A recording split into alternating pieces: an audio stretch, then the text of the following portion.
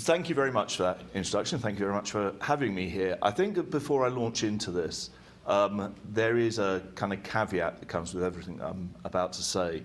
I am of your world, but I'm no longer really part of it. My background is as an agency man. That's where I spent a good, in excess of a couple of decades of my career, prior to going off and doing what I'm now doing with my company Stix. One of the things that that we learned very early on was the problem confronting a lot of agencies and their clients is that they don't always have a very good grasp of what their actual problem is. There is an eagerness to leap into action as soon as you've got some sort of plausible embodiment of what you think is going on in the marketplace, because at least then you're doing something.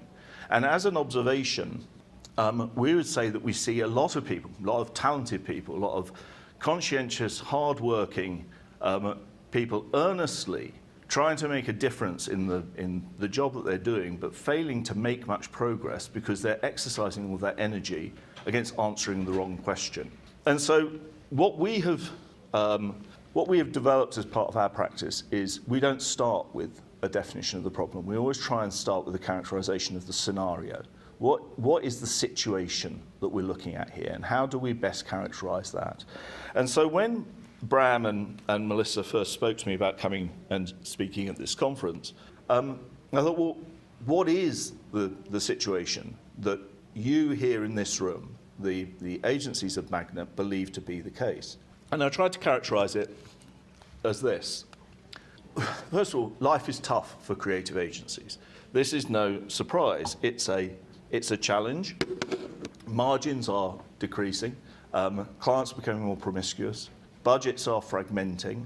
It is much harder to make a living out of this business than perhaps it was even 10 or 15 years ago, let alone 30 or 40 years ago. It's harder now than it was for many of you when you embarked upon your lives in this area of work. But it's also tougher for our clients.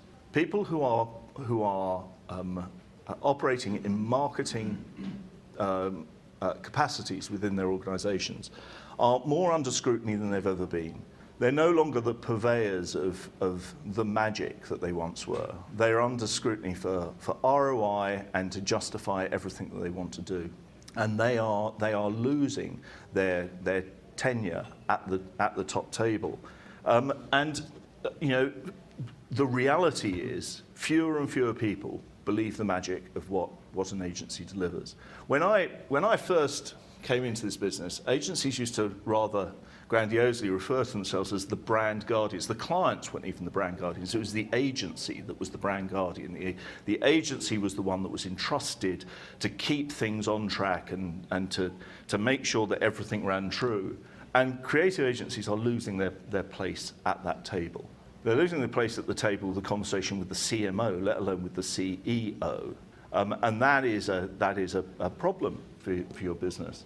A lot of creative work is being taken in-house. I've heard that mentioned by various people over the course of the last day or so.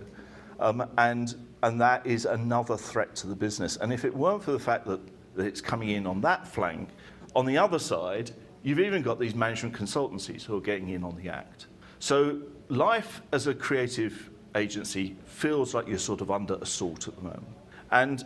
And so a group of agencies decide to come to Ghent and spend 2 days discussing the whole question of how do we package up what we do better, and should we go off down the productization route? Because there are businesses that productize, and they seem to be in a more robust place than we are. If you look at this and accept that this is a sort of fair depiction of the scenario that we're looking at that brings us all here for these couple of days, I think you have to start and go, right, what actually is it that is driving life being tough for agencies at the moment? And you have to start by trying to break that down. So why has it become so tough? Well, the digital era has changed the context. No, there's no great revelation for anyone here. The digital era has made things difficult because it's completely redefined the relationship that everyday people have with information, with choice, and with decisions. And that's not a cosmetic redefinition, it's a transformational redefinition. It has changed the relationship that people have with authority. They don't look for guidance to make decisions. They're kind of more empowered now than they previously have been. And it has changed their relationship with commercial content. Again, going back to the early days, one of the things that attracted me to the industry in the first place was, as a consumer of advertising growing up, it was a thing I enjoyed. It was often better than the content that surrounded it. It was a thing that people talked about. It was a thing that sometimes gave a blessed relief. It wasn't a problem. But that was because I was growing up in an era of passive reception of content. I got what was served up to me.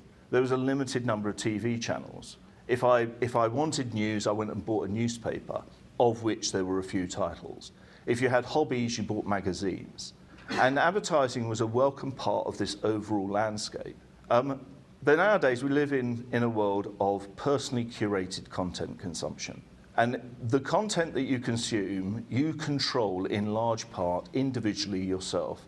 And in that context, much commercial messaging has transformed itself from welcome addition to the entertainment to highly irritating and unwelcome content. It's interesting, just as an aside, an example of this, because one of the panel yesterday made reference with some pride to their mobile presence.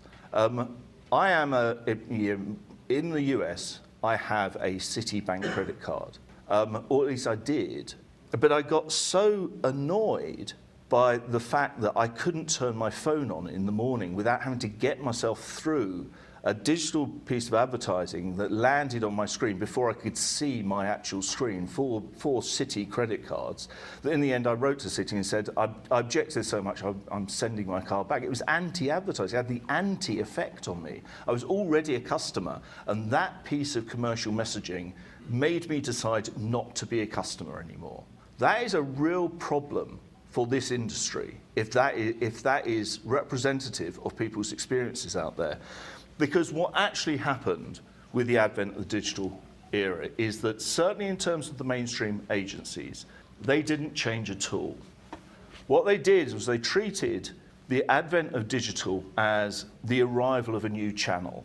And they adapted in the same way as they adapted when advertising went from being just in newspapers to outdoor, and along came radio, and then along came television. And what it involved was having to recruit people with new technical abilities.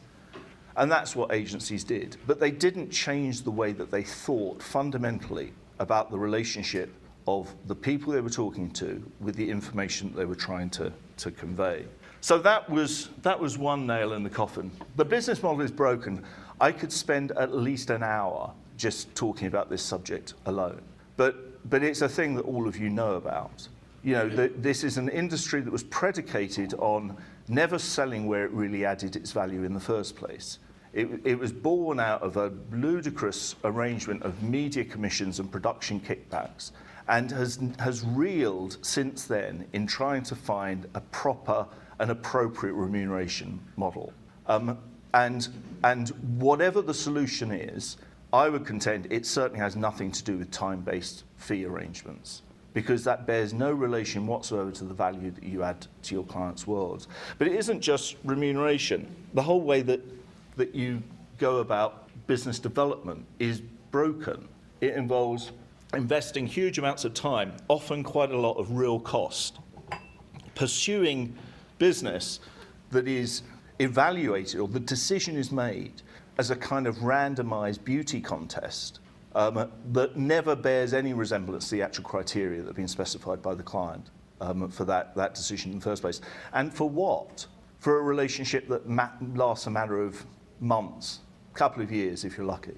That model worked perfectly when the standard way of behaving was an agency of record relationship that lasted decades.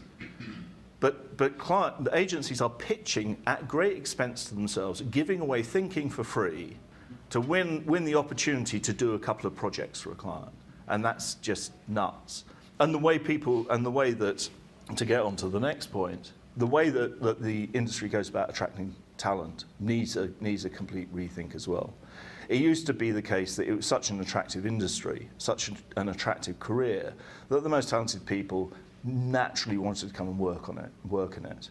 And that's not the case anymore. There is a vicious battle for talent going on out there.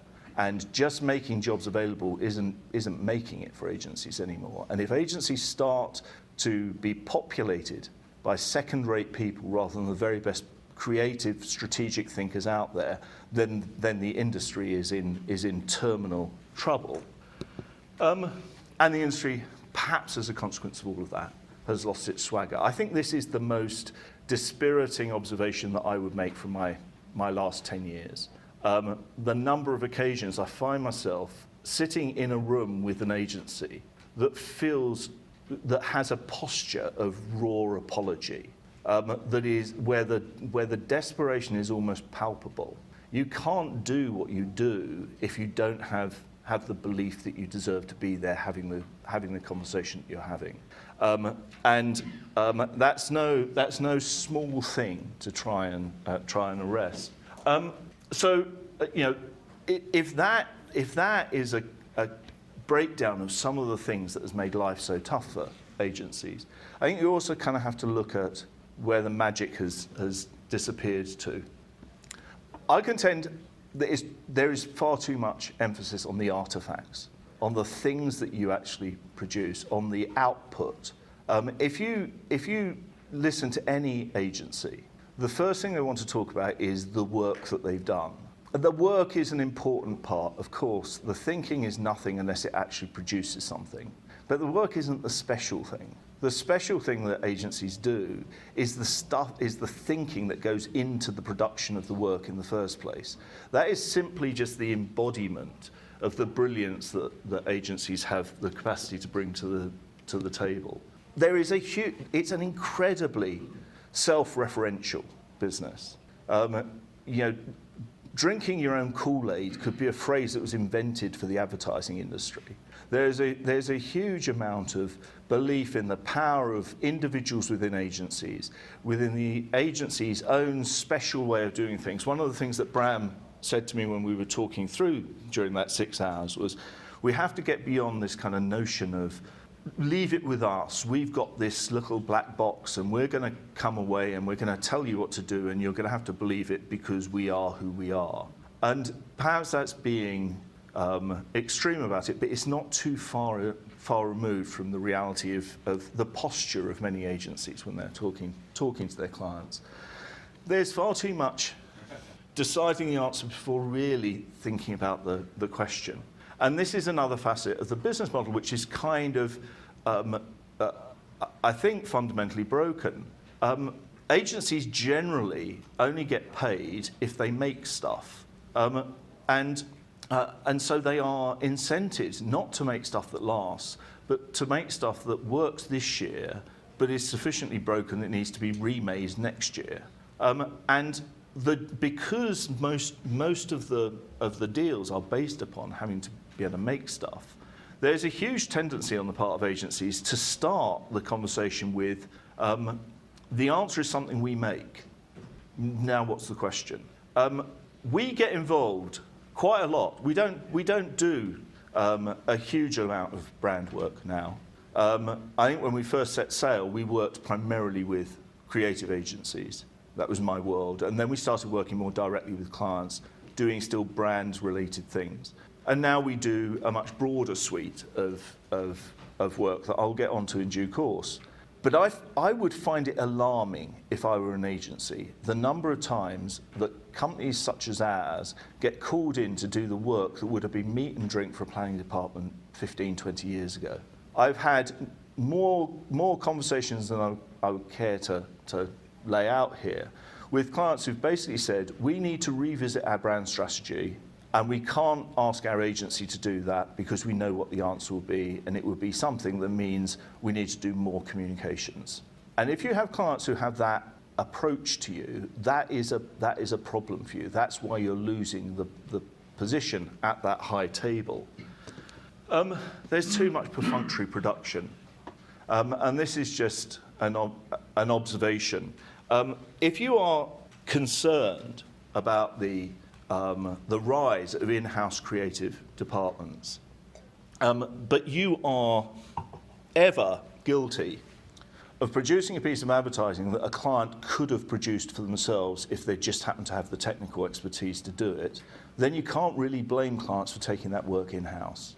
And unless you can look at a piece of work and go, there is something there that the client could never have done for themselves, you don't deserve to be at the table.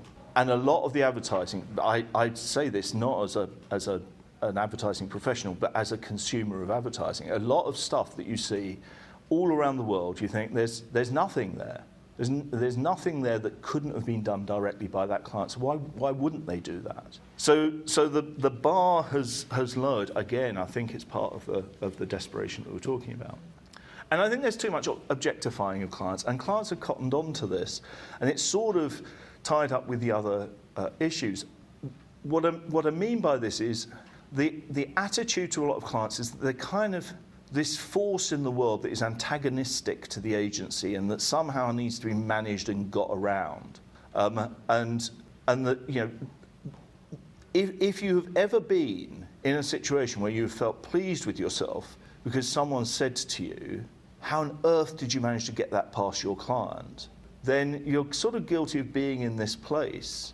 This is the agencies have a tendency to want to get the work made that is good for them as agencies rather than necessarily what's good for their clients primarily.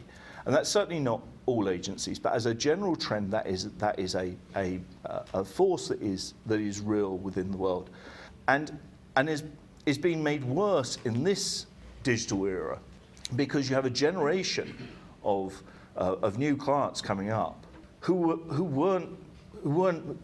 for whom this is a completely alien sort of concept. That people from, we had reference to Gen Z, but even millennials are participatory people. They are collaborators by nature. They don't want to be in relationships with anyone who is saying to them, run along, little client, we'll do the proper work and then we'll tell you when it's ready for you to just come and accept it. They want to be involved. And agencies aren't very good at involving clients within the process of the work that they do.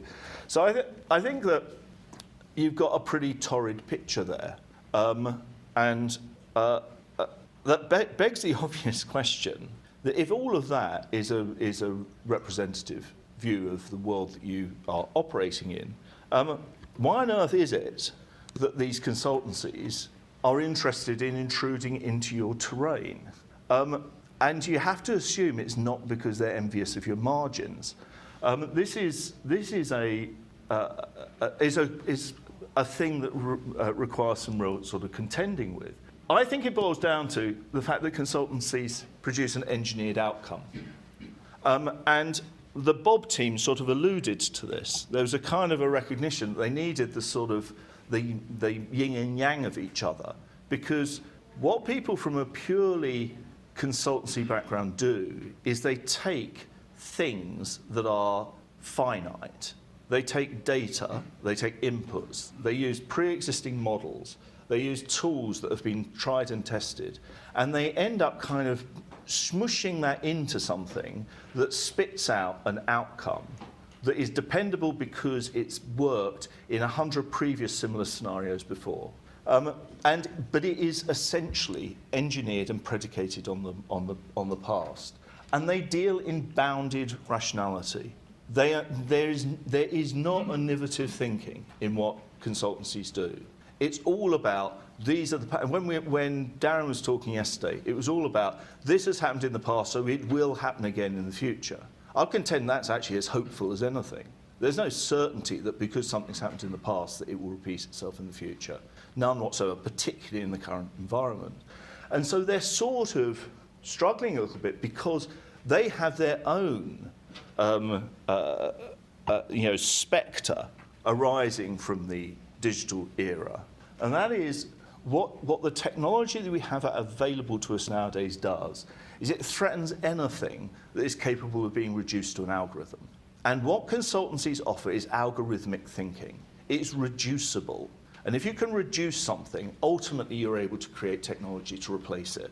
And so the consultancies are scared from a completely different point of view, because the thing they know for them and for their clients that is going to keep them commercially relevant and in business into the future is their ability to innovate. Innovation is the key, not just to differentiation, but because it's the key to differentiation, it's the key to future prosperity. And this is what businesses want from the partners that they bring in to help them. They want something that is going to track through to this. And we had this discussion actually as we were getting on the boat yesterday. That, you know, arguably the thing that keeps those powerhouse companies out at the front of their respective fields, the Googles and the Amazons and the Facebooks of this world, is not because they have their markets sewn up and they're just kind of dominating like some huge evil monopoly. It's because they are utterly driven by a desire to innovate. The whole of the energy behind that organization is about not resting on their laurels.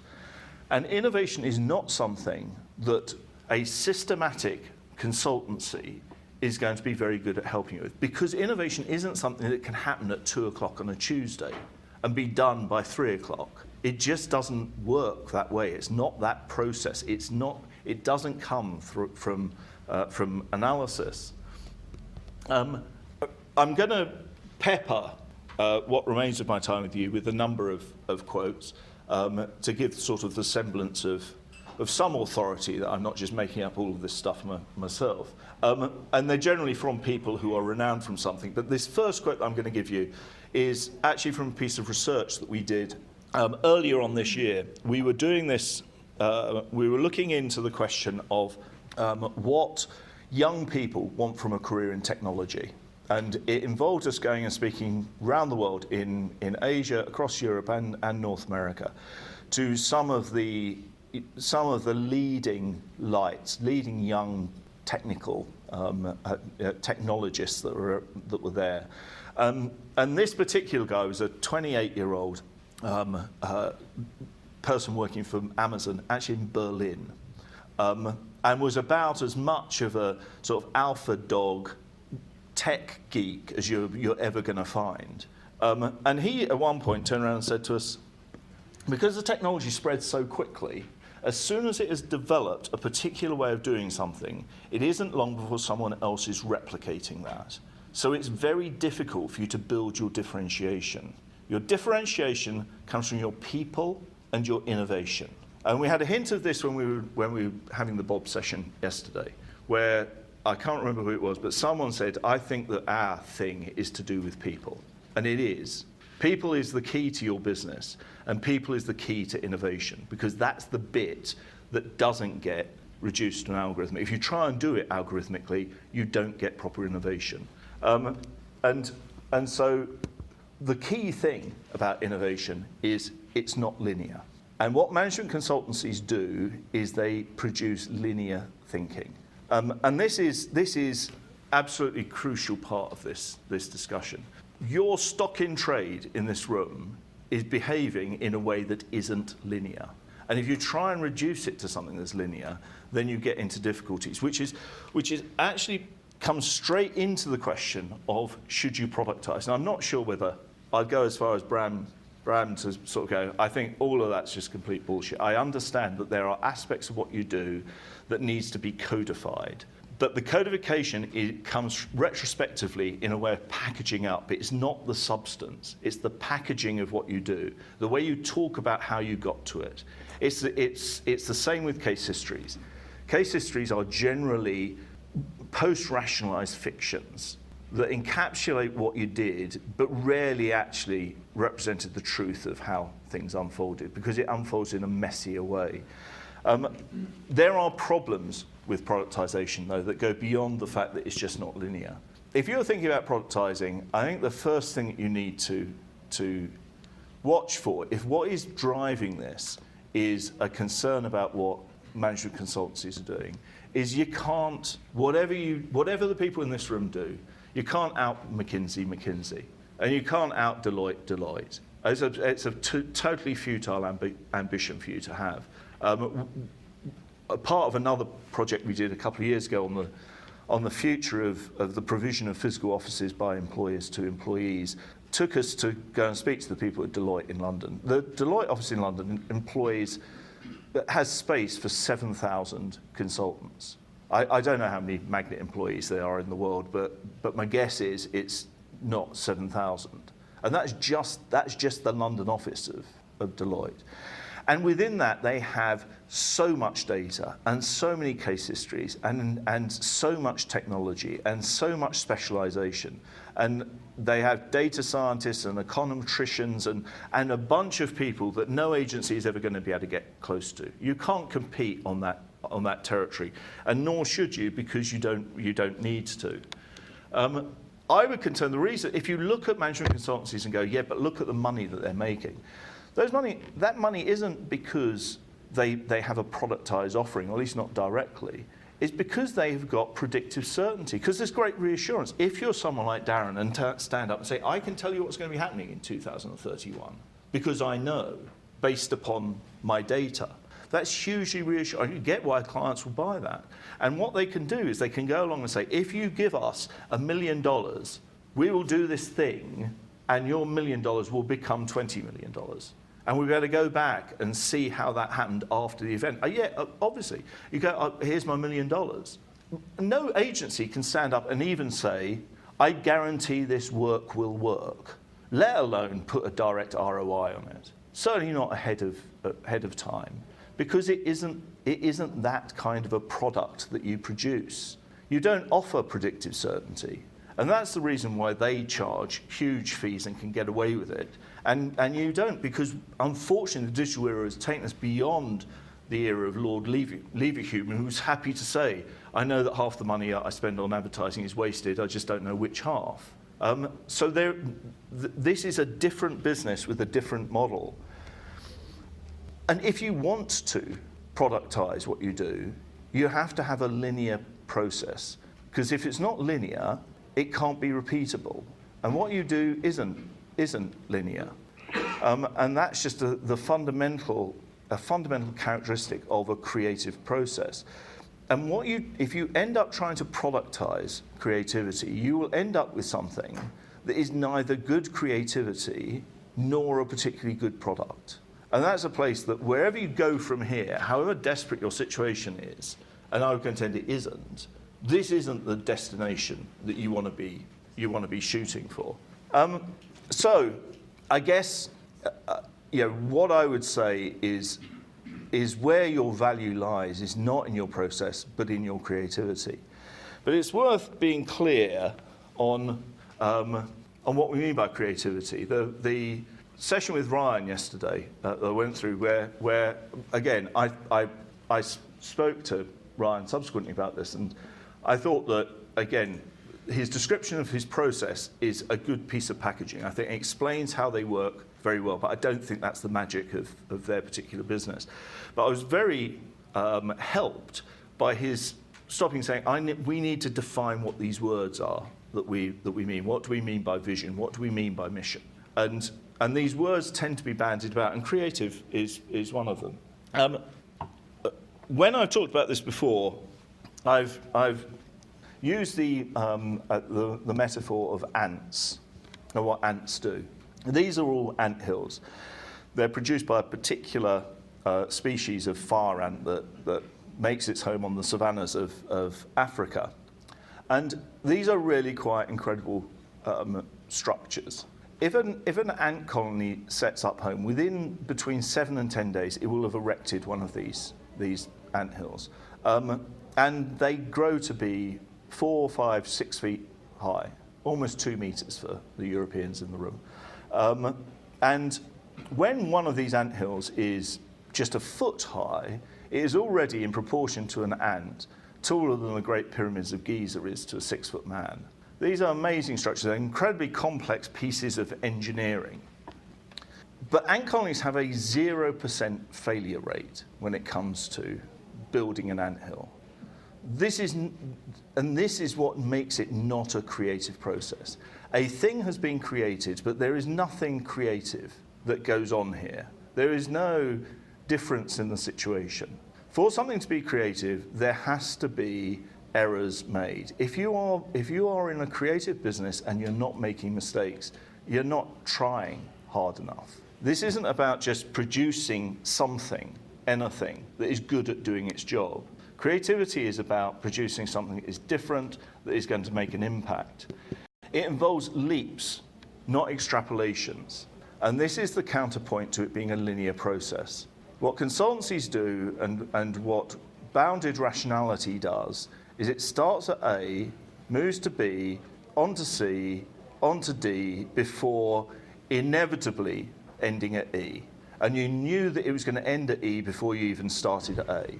What creative thinking does is it starts at G, goes back to B, leaps to X and Y in quick succession, goes to S, has a quick run through H, J, K before finally settling at E. And there's no rhyme or reason to it. It involves lots of thinking, lots of ideas, lots of preparedness to fail. And it isn't an inevitable process that you can get to the bottom of. This is a quote by a guy called Jonathan Safran Foer, he was a wunderkind of the New York literary scene. He's now probably quite an established author. And he sums it up quite well. The art of the creative process is not seeking and finding, it is bumbling. And perhaps he's a writer, he's a literary guy, and he would say that. I could have used quotes from Edison or from Einstein or from Watson and Crick, who discovered DNA, all of whom echo that the whole process of scientific discovery involves random chancing upon stuff. Alexander Fleming discovered penicillin because some fungus from a local brewery blew in through his window. These things aren't things that you can decide to go and do. There is a casting about for it, and that's a fundamental part of the process. It takes time. It takes time because that's how the brain works. You can't, if you put someone on the spot and say, be creative now, even very creatively talented people would struggle to do it on the spot. One of the advances in neuroscience from the last decade or so is that we now have a much greater understanding that somewhere, some will say 98%, but certainly 95% of all brain function takes place in the subconscious mind. And the conscious mind exists merely as a kind of dispatch department for packaging up that thinking and sending it out into the world. And that's why so much language that we associate with brain function is passive in its nature. Ideas come to us, things dawn on us. It occurred to me. We control very little of what our brains do. We can't even decide when to go to sleep. We have to kind of put ourselves in a position that allows these things to sort of percolate through. I don't know whether at the end of this we'll conclude that what I've had to say to you this morning has been good, bad, or indifferent. But what I can say with some certainty is if I was doing it this time next week, it would be better. Because sometime over the course of the next few days, I'll suddenly go, God, why didn't I say that? A thought will come from me from somewhere that would have been a perfect thing to insert into this. And that's how actually creative thinking delivers itself. And it has a relevance to the way that you work within a business. Because if you don't allow that creative thinking to come into play, you end up getting yourself into trouble. Amos Tversky was a partner with one of my favorite writers, a guy called Daniel Kahneman, who we'll come to also in a little bit. But Amos put it very well. He said, you can end up wasting years by not being able to waste hours. And that is very true of a lot of the problems confronting businesses that are the sorts of things that your clients could actually do with your help on. Creativity is not definitive. Not only can no agency stand up in front of its clients and honestly say that we guarantee that this work will work, no agency can stand up and say this is the only thing that you could conceivably do at this point in time. This presentation is very deliberately entitled A Future for Creativity. It's not the future of creativity.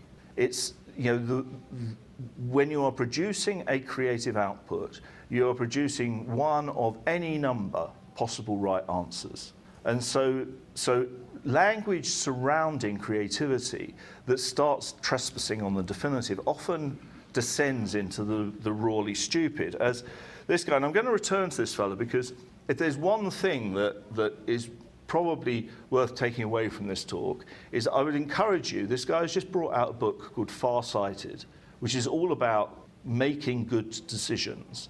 And it basically recommends a creative process for making the best decisions. It's a manual for what a modern agency could be, and I would commend all of you in this room to read it. But he at one point within this book says, sometimes the easiest way to be wrong is to be certain that you're right. Because ultimately, creativity isn't about landing upon a formula, it's the painting of a picture. And pictures are textured and complex and nuanced. To return to Stephen Johnson, he makes the point that we have this tendency, this is what we do as people. We deal with complexity as part of our day-to-day lives, and we like to compress in complex reality down into abbreviated heuristics. And we have these sort of ways of packaging up the things that we contend with in our lives into sort of oversimplified things that allow us to at least deal with day-to-day life. And that is broadly the promise of the consultancy approach to figuring out what is going on. It's very alluring when a guy stands up in front of you and says, right, okay, I can tell you that if you have 9 employees, you're making money. If you have 19 employees, you're making money. If you have 12 employees, you're not. And you go, cool, wow, I love that. I can get my hands around. I get, right, 14 years, 18 years, 6 years. Yeah, that's absolutely brilliant. Of course it is. But the problem is, it's not actually true. I know it's not true because I had a conversation last night with someone because we've got 12 employees and it's the perfect size for us. We've never been better than we have been since we had 12 employees, which was one of the bad numbers that was on that particular list. But Stephen Johnson goes on to say that, fortunately, because we're an unusually clever and self-reflective species, we long ago realised that we needed help overcoming those reductive instincts when it really matters. And so we invented a tool called storytelling. And storytelling is an incredibly potent and sophisticated business tool. It isn't a frippery to do with childish moments. And this is what the creative agency business is there to leverage. This is the key asset that you have at the heart of what you do. Storytelling is a universal practice. It's a thing that we all do. It's a relative capability. Some people are much better storytellers than others. But no one can navigate their life without being a good storyteller. We spend a huge amount of our thinking time gazing into the future, playing out scenarios in our own minds, making decisions based upon what we think, how we think things will end up. And we do that through telling ourselves stories and by painting pictures and imagining scenarios. The biggest decision that many people, most people, ever make in their lives, the only decision that you, at least theoretically, say, I am making an unconditional commitment that this will remain my decision for the rest of time, is your choice of life partner. And very few people, perhaps some of you are exceptions to this, but very few people in the run-up to their wedding days decide to get out a spreadsheet to analyse the situation and figure out the pros and cons of whether this is the right thing to do with their lives. What you end up doing, most of the decisions that we make in our lives involve very little calculation. We play this out because we are good at formulating scenarios in our minds. And that's actually how we make decisions about things. And we do that because it's good. The thing that distinguishes us as a species from every other thing on this planet is we are able to imagine the future effectively. And we're able to imagine a very nuanced future. And the fundamental tool that we use to imagine that future is a storytelling tool. It isn't an analytical tool. We base it on experience, but we project through much greater texture. And because this is a universal practice, it's a thing that connects people. People relate to each other by telling each other stories. People pass information to each other in anecdotal form. We spend a huge amount of our time talking to each other about stories, often about other people. Apparently 73% of all conversation could actually be classified as gossip if you define gossip as talking about other people. We spend a huge amount of time doing this. It's a part of the fabric of human life. But what story does is it develops something that is nuanced, not metriced. And this is a problem, and this is really at the heart of where you are with your struggles with productization as a possible outlet for where you should go. It's very difficult for you to analyze and make the case for why Shakespeare or Van Gogh or Beethoven were the masters of their crafts that they were. Because it isn't something you analyze. It's much more, and this feels very unsatisfactory, but it's a kind of question of, you know a good one when you see it, and you certainly know a bad one when you see it. You know a good idea. There is something that you can create a rationalization around that, and that is part of your professional practice. But those ideas come from anywhere. In fact, one of the speakers yesterday, I think it was Stefan, said, we get our innovative ideas from the weird people. We don't know quite where that comes from. We don't necessarily expect our agencies to be delivering that stuff. I mean, well, why not? Why aren't you expecting your agencies to deliver? That's what agencies do. They come up with interesting ideas. And if they're not coming up with interesting ideas, then shame on them, because that's what they're in business to do. And if they're saying we just kind of those ideas crop up from somewhere, that's a gaping opportunity for anyone who's in your line of business, because you are skilled at doing this. And it's a difficult skill because one of the other fundamental things about a story, and this is where clients often struggle with doing this themselves, is stories are necessarily incomplete. The thing that makes them powerful and makes them involving is the audience gets to play a part in the unfolding of that story. I'm going to show you another quote now, but I could have shown you from a quote from a Russian writer called Andrei Tarkovsky, who said that if 1,000 people read a novel, then 1,000 different novels have been read. And that's why people say to you, you should read the book before you watch the film. Because what ends up happening is when you read the book, you play the film in your own head. When you watch the film, it always feels like it wasn't the story that you read if you've ever been through that particular experience. But the quote I did want to share with you from the very brilliant Daniel Kahneman in his book Thinking Fast and Slow, makes the point that it's the consistency of the information that matters for a good story, not its completeness. And it isn't about giving the whole 9 yards every time that makes it convincing.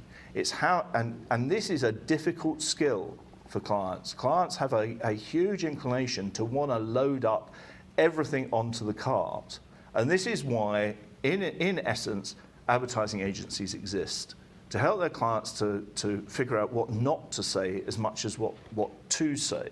But if we start to think from the client's perspective, and you're kind of going, and this was, our conversation in Oxford, Bram and my conversation in Oxford probably could have lasted about an hour if it hadn't been for this single point. And this was the point where Bram was sort of relentless with me. He said, but clients just don't buy this notion of, you'll know a good one when you see it. They need something which is more systematic than that. The commercial value of creativity, I would contend, if you accept all of that stuff beforehand, is it's traditionally been most associated with marketing and communication, marketing and brand. And that's where a lot of you in this room are. Because you focus on your artifacts and because you focus on the output and because you have a business model that requires you to make stuff in order for you to make money, you understand we look at what's the things that we do, what do we produce, where does the business actually work? But I would contend that actually the thing that is special about your business is not the things that you make, but it's the way that you think. And that creativity isn't an output, it's actually a way of thinking. And that at its core, creativity is a commercial tool for addressing problems, not challenges. And this is really where the Stix business has ended up finding itself, and we didn't expect to end up being here. But this is our best articulation of what we think is going on in the minds of most of our clients. there's a difference between challenges and problems. Challenges for a business are the familiar things. They're the things that happen as a matter of course in the running of the business. They are generally the things that are resolved by hard work. They're not necessarily things that will go away of their own accord. Some of them are difficult. They're challenges. But the way that you deal with challenges is you leverage your precedent. You look at what has worked in the past and you go, that's our way that we deal with this sort of situation, and that's what we're going to go off and do. And this applies to businesses all over, because actually challenges in many respects are the business. Challenges are there, meant to be there. It's why the business exists. It's actually challenges are a blessing. If it didn't exist, then everyone would be able to do or would want to do what the business does. There aren't businesses out there that offer to eat food for you or go on holiday for you or have sex for you. These aren't things that people want someone else to go and do for them. Businesses do things that people either can't do or don't want to do. And they provide those services because they've become good at delivering a particular thing. And businesses deal with these things as a matter of course. That's what the business is set up to do. Problems, as we're using the word, are different. If challenges are familiar, resolved by hard work and dealt with by leveraging precedent, problems are different. Problems are the unusual things that come up. They're generally intractable. Problems are the things where you want to end up isn't always obvious, let alone how you get there. They don't involve binary choices. There is something that is elusive about them. And they're certainly not the things within the business that are amenable to playbook thinking, where you just go, yeah, we've got the formula off pat for dealing with this. What problems are is they're dealt with by creative thinking. And this, in its essence, is the golden nugget I would contend lies at the heart of all of your businesses. Creativity as a tool is not just about executions and artifacts. It's a fundamental business tool because it gives people the key to better questions. It gives people the key to better framings of things. I think the big value, I was perhaps expecting from the Bob session yesterday that I'd walk away with a kind of sense of, here is how you productize creativity, and this is what you should be doing.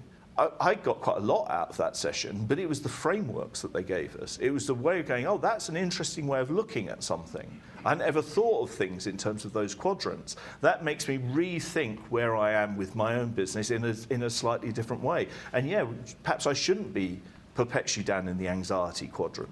But it provides you with a different way of looking at things. And it works across all silos of the business. This isn't just something that marketing people need to do. And in the time since we've been working Six, and I don't have the time to go into endless case histories, I'm going to be here for the rest of today, probably out drinking beer with Bram again this evening. I'll happily talk to you till the cows come home about different examples of pieces of work that Stix has done. But suffice it to say, we do work with people in the operations part of the business, in HR, in IT, in finance, in sales, across the whole spectrum. And we know nothing about any of those areas because we leverage the benefit of distanced objectivity, which is where you bring value to the play. You are people who can think creatively about business situations, and you can offer a fresh perspective that clients aren't capable of generating for themselves, and it doesn't just boil down to creative output. It's not replacing expertise. I think, as we saw with the partnership of Lindsay and Darren, you have a good combination of people there. You have someone who is more of a lateral thinker and someone who's a very linear thinker. Of course, and there is expertise within your businesses. I'm not saying get rid of all the technicians. You have people who can do things and do things very well. Within our own business, we primarily, our value add is the thinking, but we do bits of research. And to do a bit of research, you need to know how you pull together a series of focus groups across the world, or run a series of executive interviews, or do something which is much more mechanical.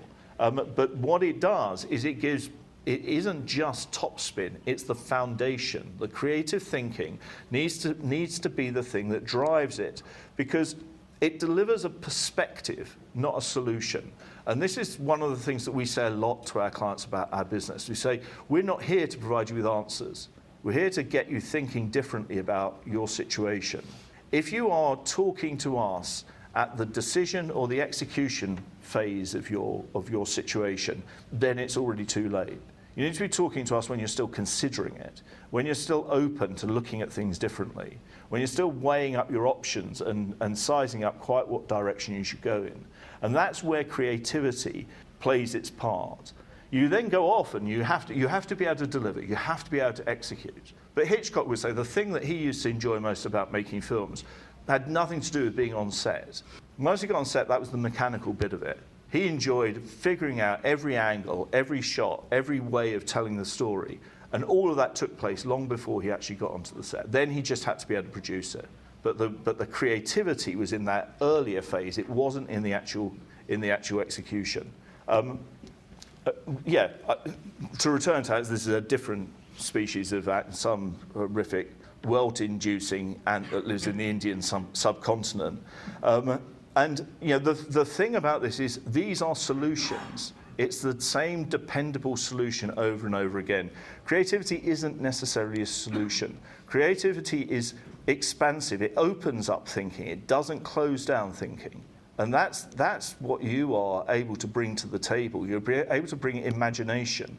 So why would clients want creativity if they're so focused on ROI and solutions? Well, it's because, like you, they are contending with a huge degree of flux.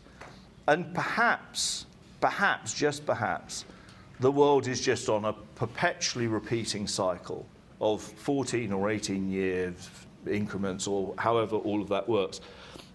If you believe the extremes of people like Ray Kurzweil with his view of the singularity, I think it's 2032, so 1 year after the next peak of the next cycle, is the point in time where $100, £1 piece of laptop computer will contain the same computing capacity as the human brain. We're moving into a very different. We've seen great technological change in the last 5 or 10 years, transformational stuff. When I started at Publicis in 2006, there was no YouTube, there was no Twitter, there was no Facebook. MySpace was dominant. Uber was years away. These aren't things that have been incidental new commercial offerings. They've changed the relationship that people have to the way they lead their lives. And that the one thing that you probably can say with certainty is the speed of change, the rate of flux isn't going to slow down anytime soon. And what clients will need is people who can help them deal with that flux, because unprecedented situations don't call for old ideas. That's the only thing that you can say for certainty about them. They call for people who are capable of thinking differently about situations. There's Pierre Wack, and this is funny enough, a guy with a background as an economist. This guy back in the 80s is scion of the sort of the oil industry. And he said back in the 80s, the future is no longer stable. It has become a moving target. No single right projection could be deduced from past behavior. And so trying to find the solutions by looking backwards, and I don't mean to be unnecessarily derogatory about it, but clients need new ideas to survive. And they need those not just as companies, but also as individuals. Your clients are under threat at the moment. They are being marginalized within their own organizations. In lots of organizations, the head marketing person no longer has a C-suite title. These are people who need your help to gain leverage and relevance within their own organizations. But what consultancies do is whatever way you look at it, they are repackaging existing thinking, because consultancy practice is about looking backwards. It's about saying, because this happened and we can trace it back to Cleopatra, this is a good reason for saying with certainty that the future will continue to follow these patterns. What creative thinking is about is it is fundamentally prospective. It looks into the future. It doesn't look backwards. And that is a fabulously valuable commercial offering if you are able to deliver that and remember what it is that you are really in business to do. Because ultimately, what is it that clients buy? Well, perhaps you can say execution. And when I think back to the early stages of the Sticks business, and I sat down with someone who had recently been a client of both Scott and mine at T-Mobile, the ex-CMO of T-Mobile, a guy called Mike Butler.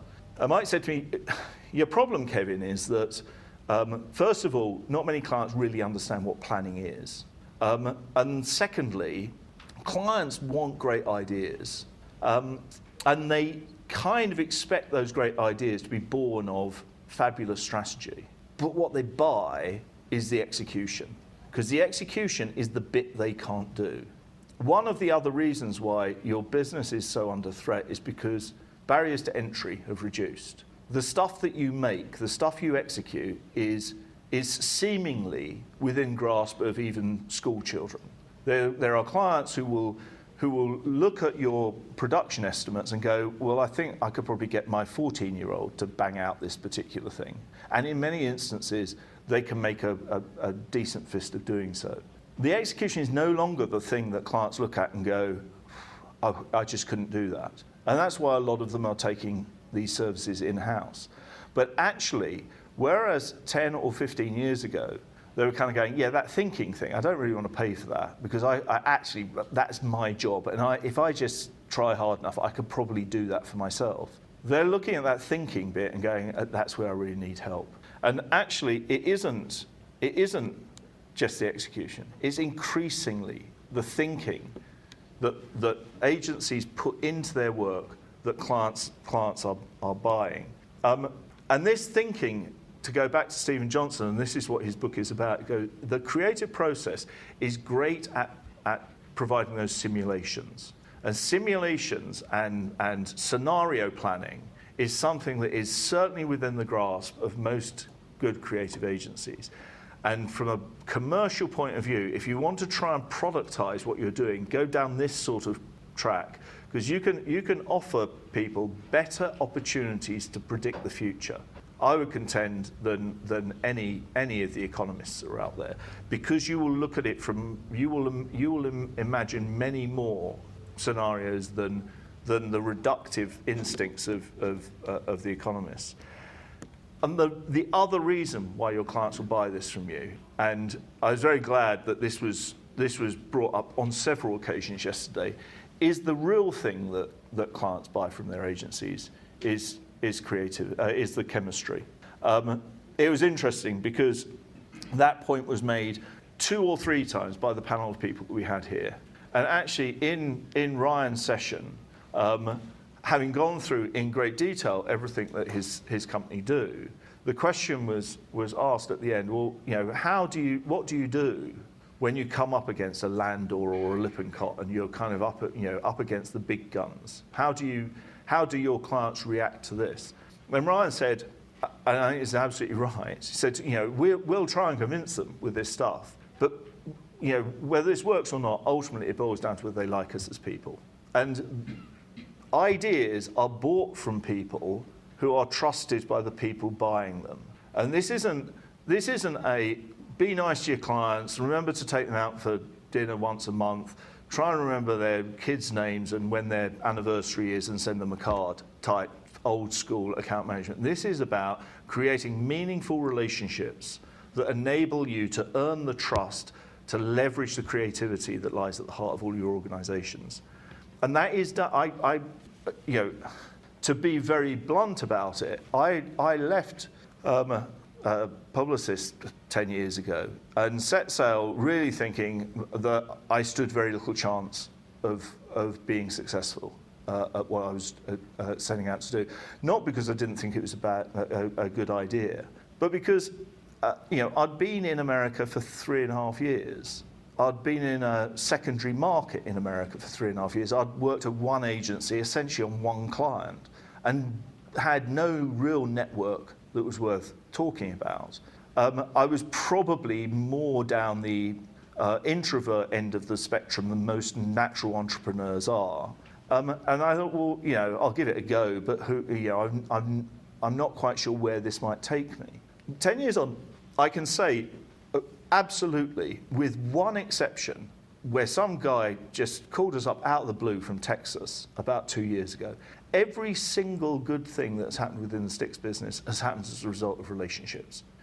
Everything traces back to a relational root. All of the best people that we've been able to get on board who've done the work for sticks, and we're now a community of over 400 people globally.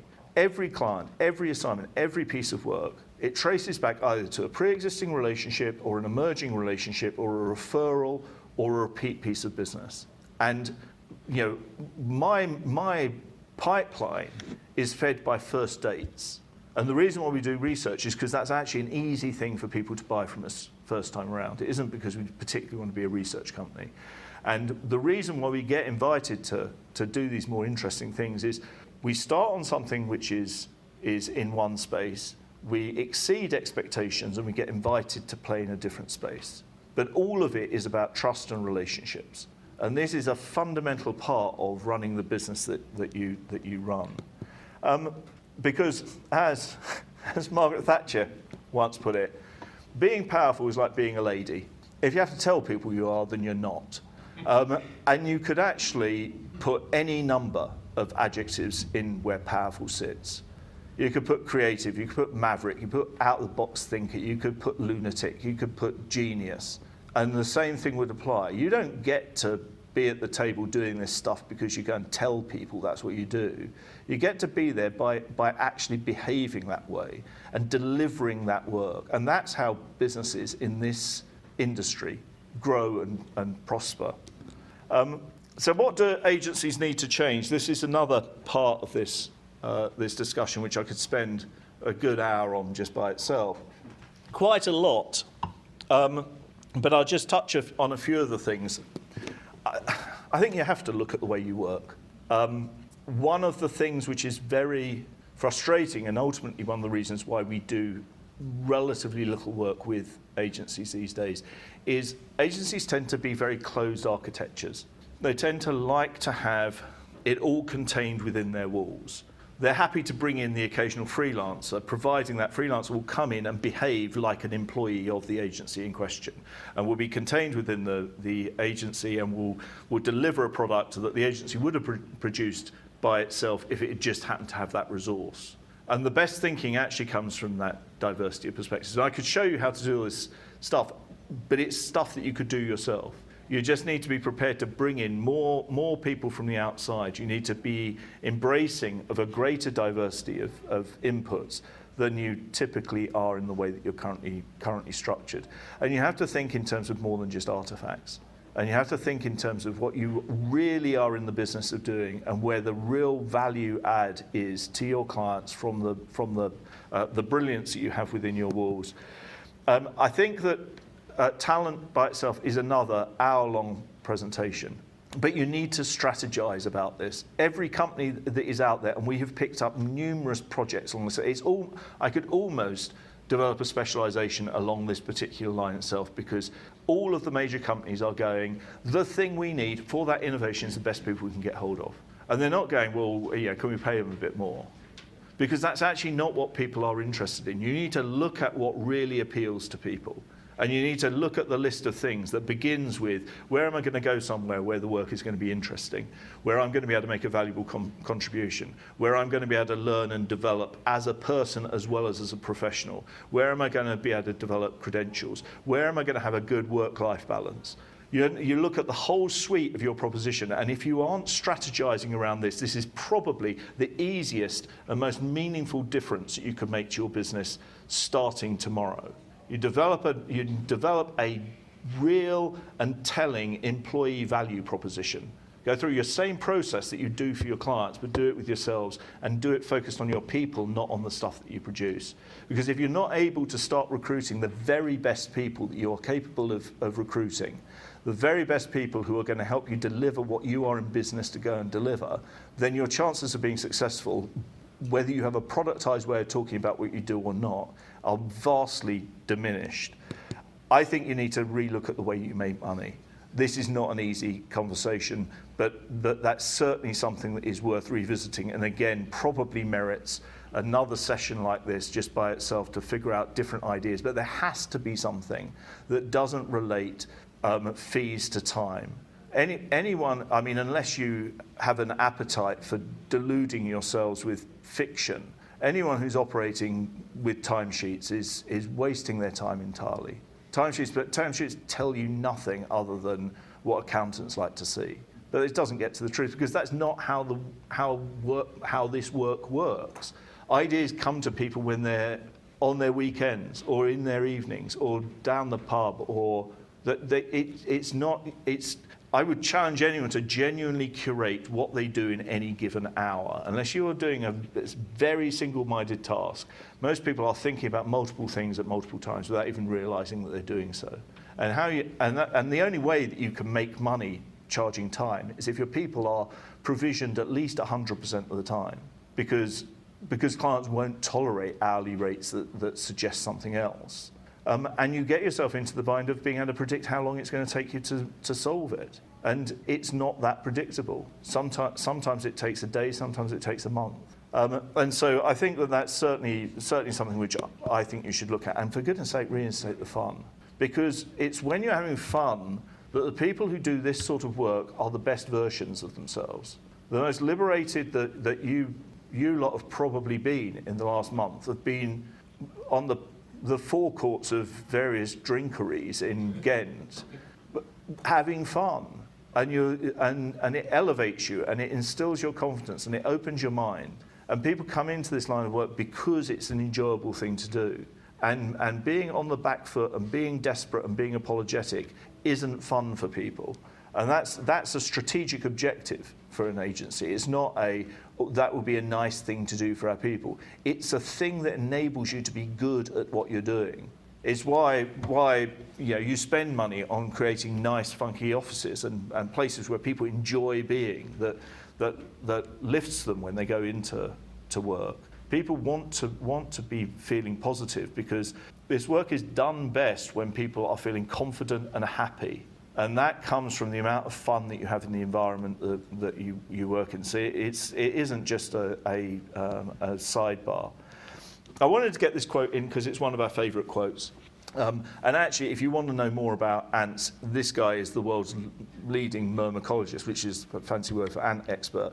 And that's probably why we started thinking about ants in the first place. But E.O. Wilson came up with this, and we use this quote quite a lot because we think it says a lot. The real problem with humanity is the following. We have Paleolithic emotions, medieval institutions, and godlike technology. And how do you bridge between the three of those? And when we talk about this, we often end up finding ourselves talking about the conflict of Paleolithic emotions and godlike technology. And there's a tendency to forget the medieval institutions that are at the core of that. Much of the infrastructural stuff in the world, literally and metaphorically, is medieval in the way that it operates. It's stuff that was invented hundreds of years ago. And these are practices that we are still following devotedly to this day. What we're seeing in the commercial sector is that the big old school institutions are getting outflanked by upstarts, these billion-dollar unicorns that come out of nowhere and go and just take a whole industry by storm. Your clients are in danger of becoming medieval institutions without the sort of thinking that you can offer to them.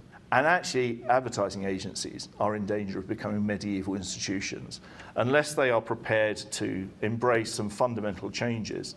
Because the alternative is dismal. The alternative is, the alternative is you retreat into production, you just end up competing more against in-house creative departments, you'll see budgets continue to dilute, and you'll watch your individual clients become increasingly marginalised in their own companies. Because, as the great Charles Darwin said, it's not the strongest of the species that survives, nor the most intelligent. It's the one that is most adaptable to change. And you are in a change environment. And that means that you have to change, and you can help. One of your core competencies is the ability to change. In conclusion, and I can see Melissa panicking at the back of the room. So this is my wrap. I've been boffing on for over an hour to you now, and I have proved nothing. I've told you a bunch of stuff. I've given you some opinions. I've supported some of those with some fancy quotes from supposed authorities, but they're just people as well. You know, that's just their points of view. They're not gods.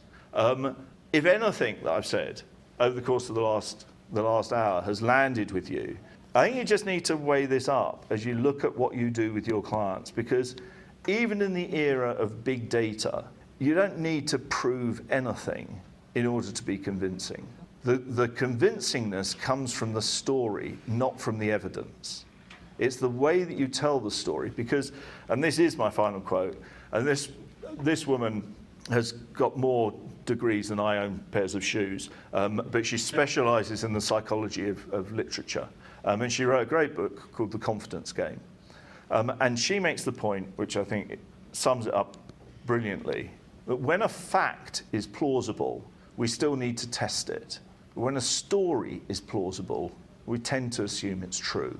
And you're purveyors of stories, and they have huge commercial value. And that's a way of thinking that can enable you not only to deliver value to your clients, but also to package that value up so that your clients see the commercial value within it. Those are skill sets that already exist within this room. I don't think you need to productize at all. I think you need to double down on what has always been the value add at the heart of this business, and that's creative thinking. And that it's time for me to sit down.